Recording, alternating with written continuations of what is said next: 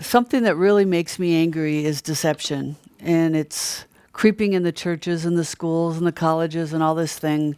And the best thing we can do is have knowledge so that we know what's going on.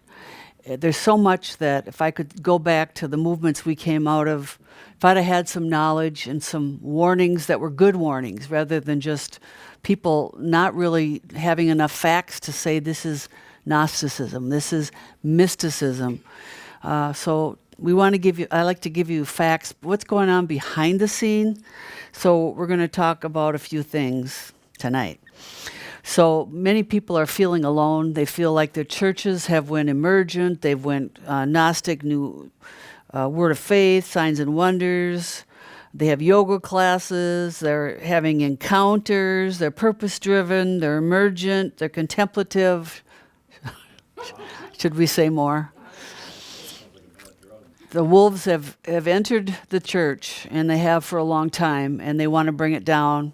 And what's going on, too, I believe right now, is there wants to be a lot of division over those that believe in encounter and mysticism and those that are just trying to take the Bible for what it says, being put down as the old wave, the old move, all that stuff that I've heard for years. But a lot of people feel alone.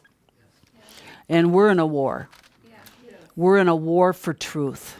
And the more truth, the more of a warfare, because the enemy doesn't want truth, and he wants to stop all of us from speaking truth. But Elijah felt alone, and he hid in the cave from Jezebel. He thought he was the only one. He thought he was totally alone. And I know a lot of people, you feel like you're alone. You know, you go to a church that is totally entertainment. You go to a church that looks like Star Wars. You go to church that looks like Disney. All this entertainment, and you don't get real biblical preaching, you get stories. Stories, dreams, and visions, and new interpretations.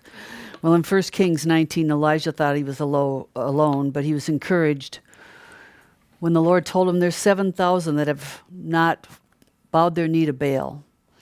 And there's a lot of people we don't know of that have not bowed, and they're not following other gods, but they're trying to stay on that straight and narrow path.